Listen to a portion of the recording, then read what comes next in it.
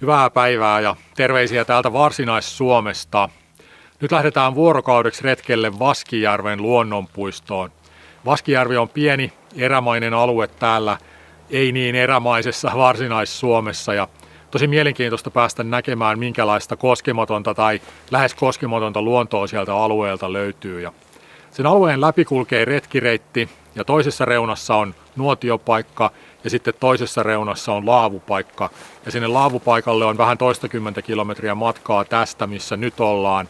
Niin mä tähtään sitten sinne laavulle yöksi. Ja joo, mielenkiintoista päästä näkemään, minkälaista luontoa täällä on. Tervetuloa mukaan reissuun.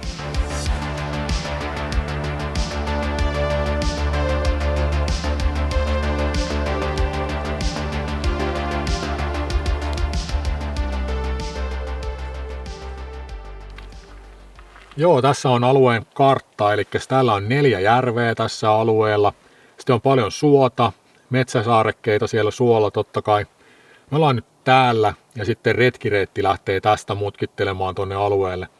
Siinä tulee joku näköalapaikka tossa ja sitten tulee nuotiopaikka vähän sen jälkeen. Ja sitten toi reitti lähtee tänne suojelualueen ulkopuolelle siinä kohtaa ja se menee osaksi ainakin metsäteitä pitkin tuolla, mutta se palaa sitten tänne suojelualueelle ja täällä on sitten laavupaikka, mihin mä tähtään yöksi.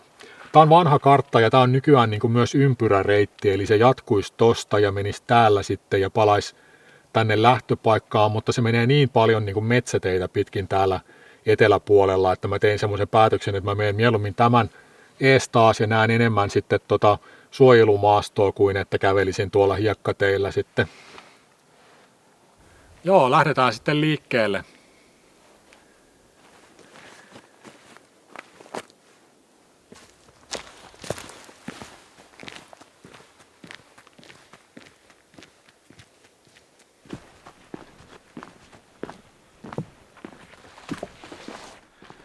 Joskus ennen kuin sanottiin, että mennään susirajalle, niin sillä tarkoitettiin Karjalaa tai Kainuuta tai jotain niitä seutuja, mutta nykyään myös Varsinais-Suomi on susirajalla, että ne on lisääntynyt täällä paljon ne sudet ja tämä Vaskijärvikin on susilauman reviirin sisällä.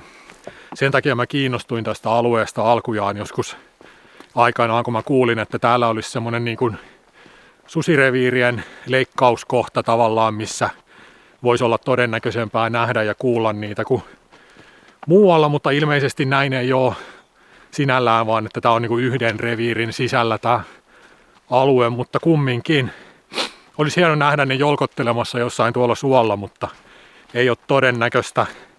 Kyllä se tekee kumminkin semmoisen omanlaisensa fiiliksen, kun tietää, että näissä samoissa metsissä susilauma juoksee.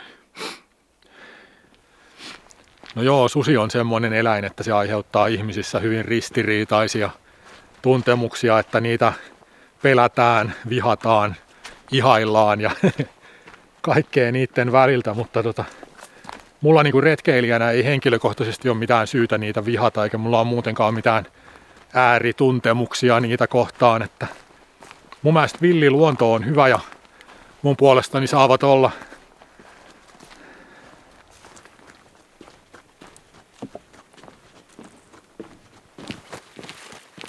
On niin keväistä, että +2, kädet jäässä, nokka vuotaa. Mutta mä oon hanskoista ja pitkistä kalsareista jo luopunut tältä keväältä, niin ei ole mitenkään mahdollista, että palaisin takas niihin enää.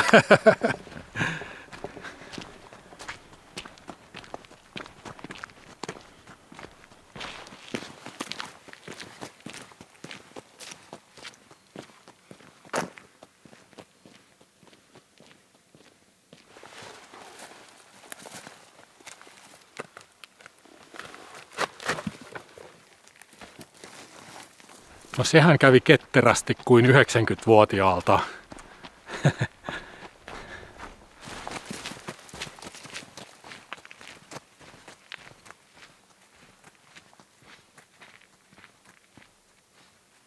No nyt rupesi tulee kunnon suopursumaastoa ja tuolla puiden välissä siintää järvi, se on vähävalainen. No tuolla näkyy vähän tuommoista niinku avarampaa suota tuolta puiden välistä, mutta aika puustoista suota kyllä toistaiseksi. Hei, täällä on ylivuotisia karpaloita muutama. Ne on todella hyviä.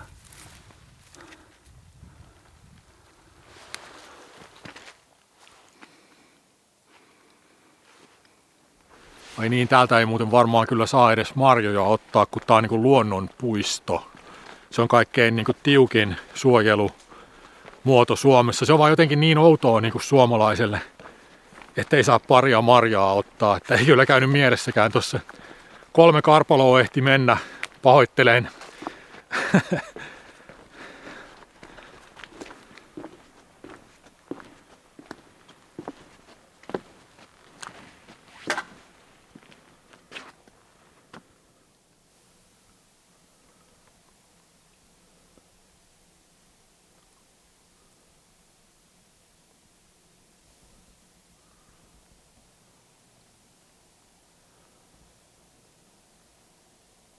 Joo, onhan se tuommoista hyvin varttunutta metsää, mutta en ole kyllä vielä nähnyt yhtäkään semmoista kunnon aihkimäntyä, semmoista ikivanhaa, oikein naavaa. Sehän on useimmiten luppoa, mitä ihmiset sanoo naavaksi. Naavassa on vähän niin kuin semmoinen paksumpi varsi havaittavissa ja sitten siitä erkanee ohuempia haaroja. Lupossa se on niin kuin semmoista tasapaksua kaikki se, mitä siinä kasvaa.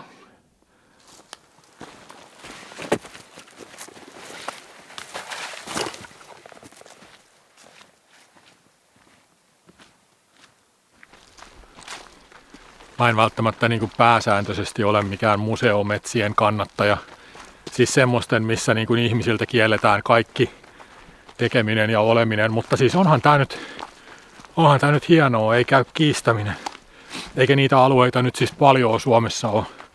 Luonnonpuistoalueita, missä ei saa niin kuin poiketa polulta eikä mitään. Että hyvä, että täällä edes on tää polku, mitä pitkin täällä nyt sitten saa kulkea.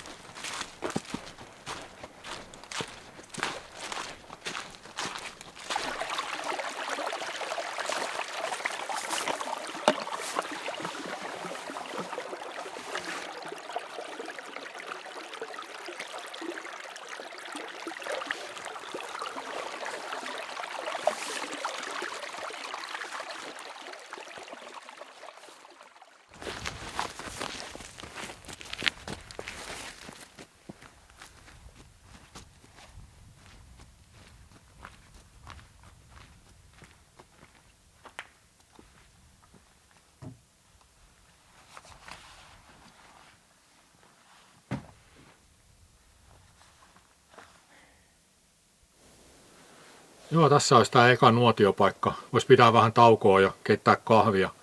Syödä pari keksiä.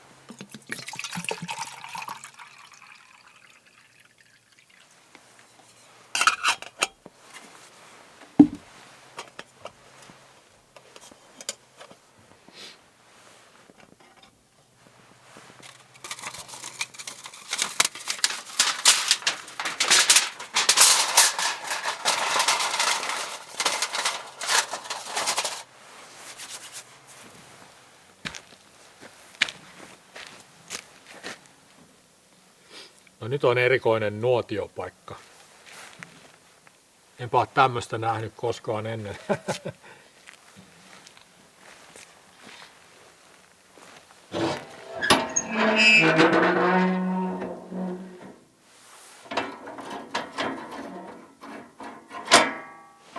No joo, sehän on hieno laite.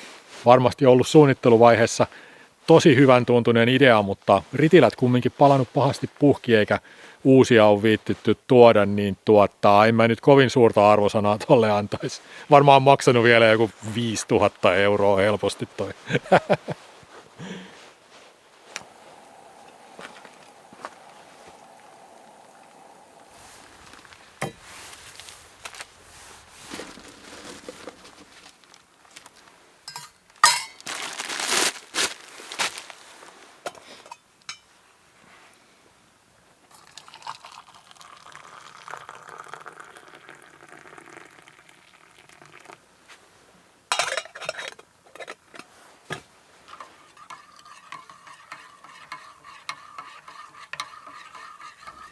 No niin, vähän keksiä ja kahvia, niin kyllä se siitä taas tosi hyvin tulikin toi ensimmäinen pätkä tossa. Ja kyllä on hyvä patikoida, kun on viileetä, että en vuodattanut hikipisaraakaan tuossa ensimmäisen pätkän aikana ja jalka kulki kevyesti.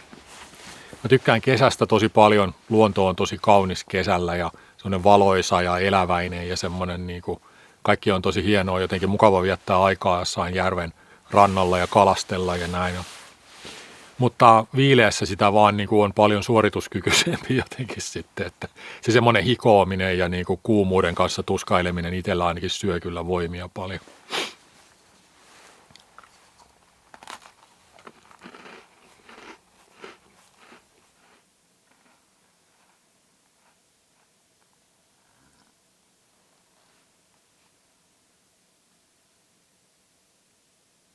Kurki huuteli jossain kauempana. Siellä on pesinnät jo täydessä vauhdissa varmaan.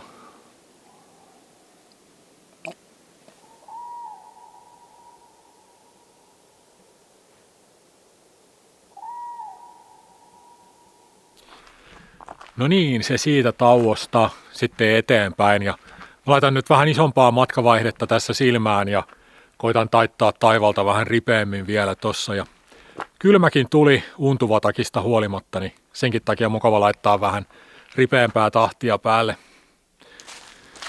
Joo, nyt tultiinkin sitten suojelumailta ulos ja mennään tavallisessa metsässä tässä ja jonkun matkaa ainakin mennään sitten ilmeisesti hiekkatietäkin pitkin.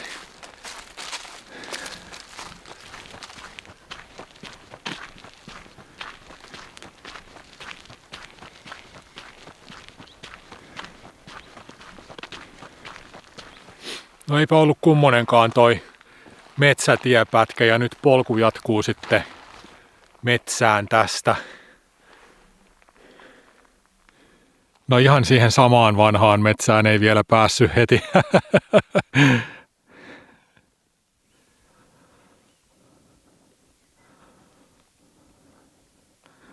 Valkohäntäpeura siellä pomppi menemään. Se liikkuu nopeasti kyllä, sillä on pitkät jalat ja hyvä ruumiin rakenne tämmöiseen maastoon. Näin, nyt on palattu tänne Vaskijärven suojelumetsään ja sitten kohta taas ollaan suomaisemissa ja ennen pitkää sitten siellä Laavulla, mikä on yöpaikka.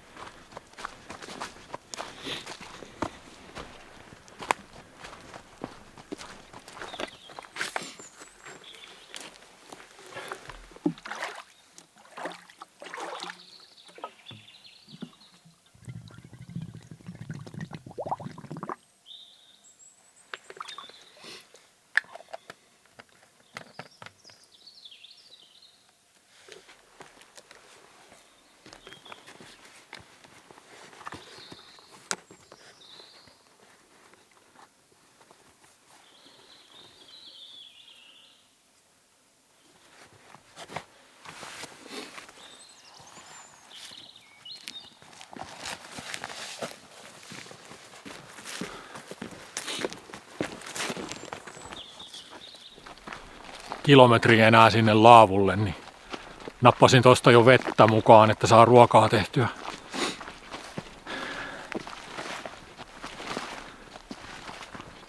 Tosi mustia noi vedet täällä, mutta ei se keitettynä mitään meinaa ja kahvista ja ruuasta se nyt ei maistu läpi se humusvesi.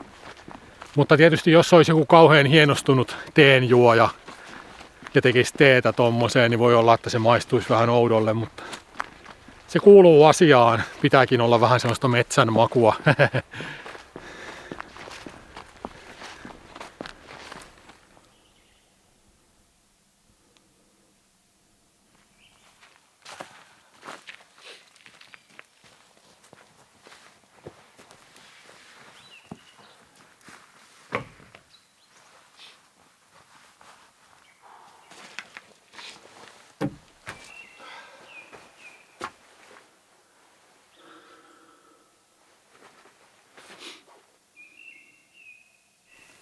Tällainen ihan asiallinen ja rauhallisen oloinen paikka.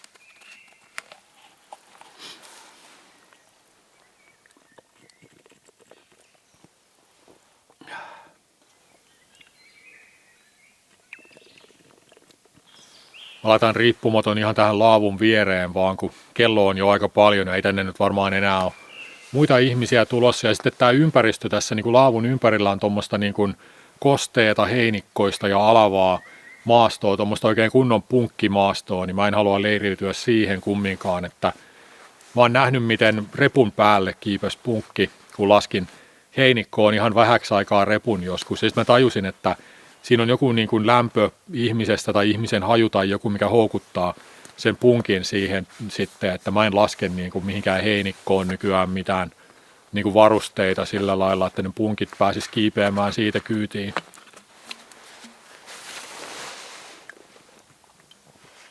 Joo, eiköhän se tästä. Mä laitoin retkikeittimen nopeasti tulille tosta ja perunoita kiehumaan. Mä teen jauhelihapihvejä tossa sitten kohtapuoliin ja virittelin riippumaton tähän puiden väliin.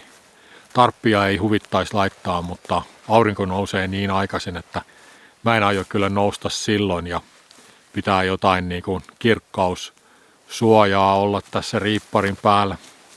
Nyt piti istua tähän, kun nämä untuvat lämmittää mukavasti riippumatossa, niin hyvä istua tässä ja odotella, että perunat tuolla kypsyy, sitten pihvit tulille.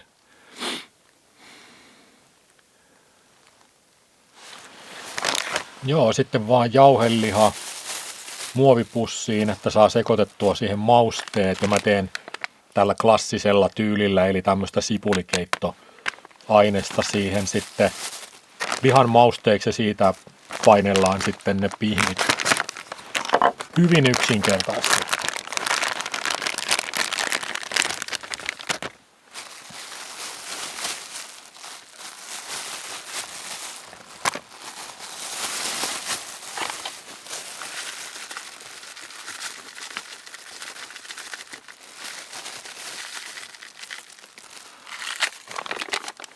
Mä laitan vähän aina vettä tohon sekaan, että se sekoittuu paremmin se mauste siihen lihaan.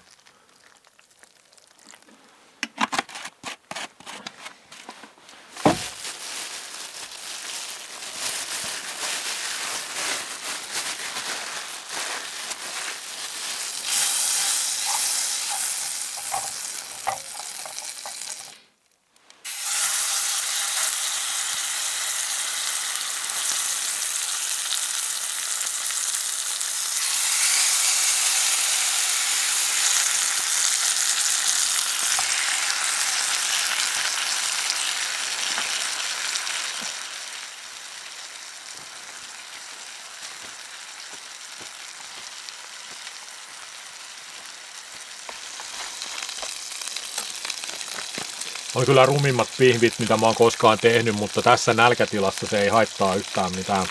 Sitten tulisi vielä tämmönen kantarelli juttu tonne sekaan ja pieni kastike siitä.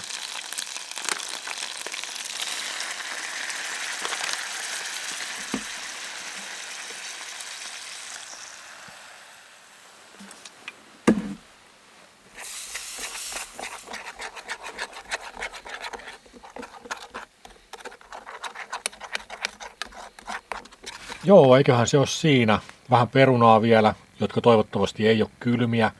Ne on ollut tuolla siis siinä niin kuin keitin vedessään, että ne on kyllä varmaan pysynyt ihan hyvin lämpimänä, mä uskon.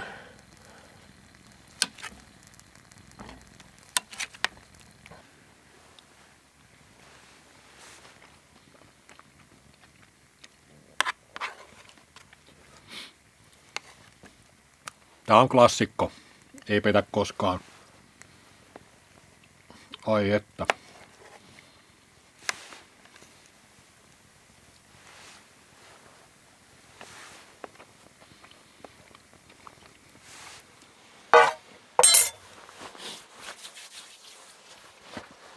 Joo, tämä päivä on täysi. On ollut hyvä päivä. Nyt on aika mennä nukkumaan. Hyvää yötä.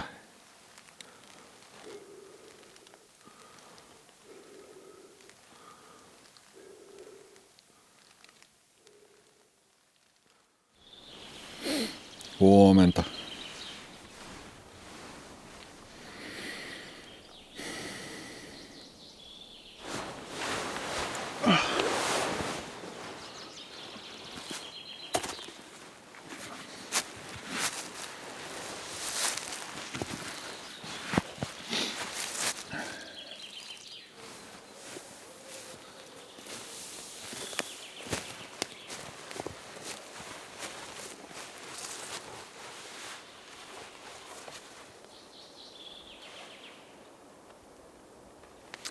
Sehän on ihan kaunis valoisa aamu, mutta kylmä on, että hädin tuskin varmasti plussan puolella ollaan tai jossain nollan tuntumassa. Mä ajattelin, että voisi ehkä tehdä pienet lämmittelytulet nyt tähän pömpeliin, kun en ole koskaan ennen tämmöistä käyttänyt, niin voisi testata vähän, että miten tommonen toimii. Mä en illalla jaksanut, kun mulla oli sen ruoanlaiton kanssa siinä hommaa ihan riittävästi, niin en alkanut sitten muuta enää siinä askartelemaan, mutta nyt voisi testata pienet tulet tuohon.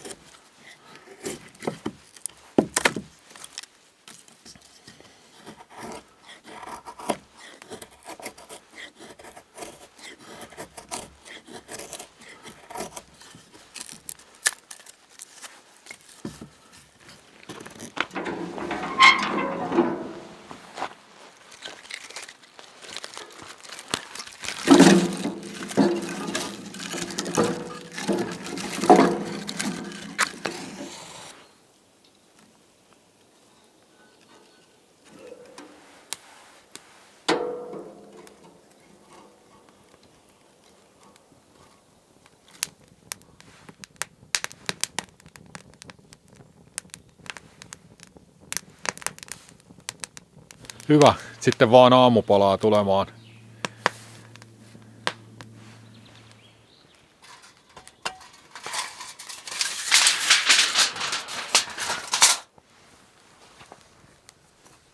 olin tosi herkkänä kaikille äänille pitkin yötä, kun mä olin tietysti ajatellut, että voisikohan sitä kuulla niiden susien ulvovan täällä niin kuin yöllä. Ja jossain vaiheessa kuului kaukaa jotakin joutsenen ääntä, niin mikä se oli?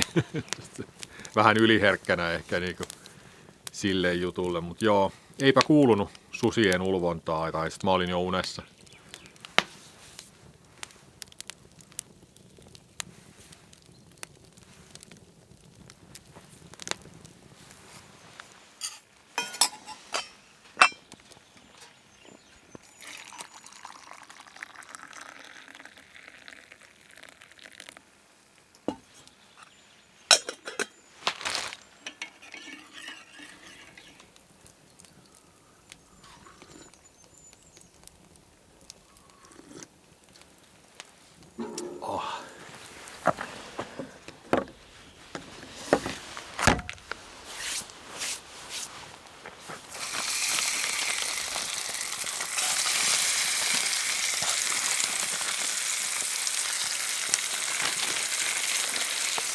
tuli eräopaskurssilta semmonen muisto mieleen, kun siellä joku hehkutti, että pekonia voi syödä raakana. Voi syödä raakana. Mä en muista enää, mikä se asiayhteys niin oli siinä, että mistä semmonen nousi keskusteluun, mutta ihan hyvä tietää. Mä en kyllä vaan keksi, että mikä se semmonen tilanne olisi, että pitäisi syödä pekonia raakana, mutta hyvä tietää, että se on ihan turvallista. Ehkä se on jotain näitä survivalistien juttuja.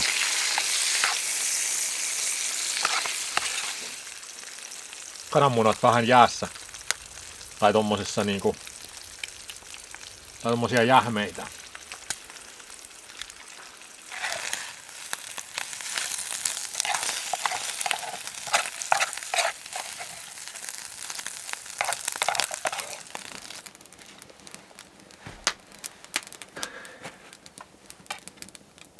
Kunnon aamupalat vielä tästä naamaan. Jaksaa kävellä.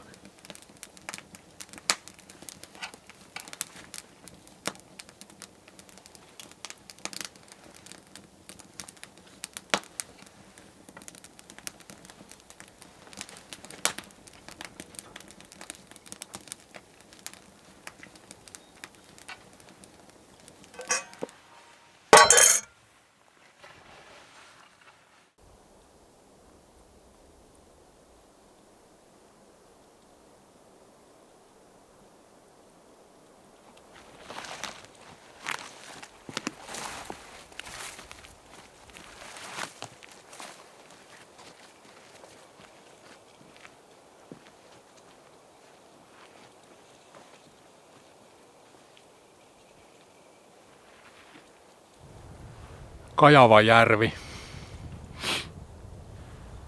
Tänne tulee oma pieni koukkauksensa tuosta pääreitiltä, niin mä en eilen sitten tullut tätä kautta. Mä ajattelin, että mä jätän tämän tälle päivälle, niin tulee jotain erilaista tähän paluumatkaan sitten.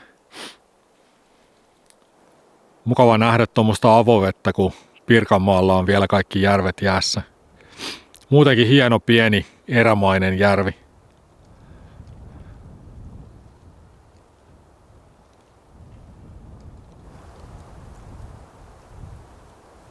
Joo, mulla olisi nyt sitten jäljellä sama marssi takaspäin samoja jälkiä pitkin. Mä harkitsin sitä hetken, että menisikö sen ympyräreitin sieltä, mutta sitten mä ajattelin, että kyllä mä mieluummin katon nämä samat metsämaisemat uudestaan, kun menen sinne hiekkatie-maisemiin. Ja joo, mukavasti kulkee tässä. Reppu ei paina paljon mitään, kun eväät on syöty.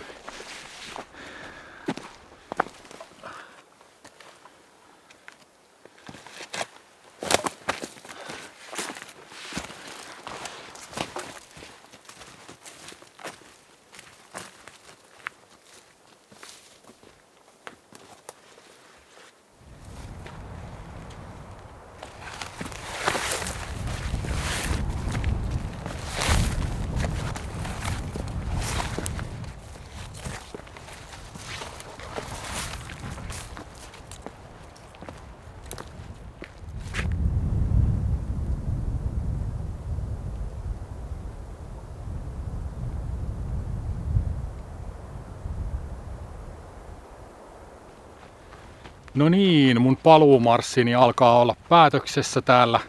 Kävelen tässä viimeistä kilometriä ja tulin jo ulos sieltä suojelualueelta ja oon ihan kohta lähtöpaikassa.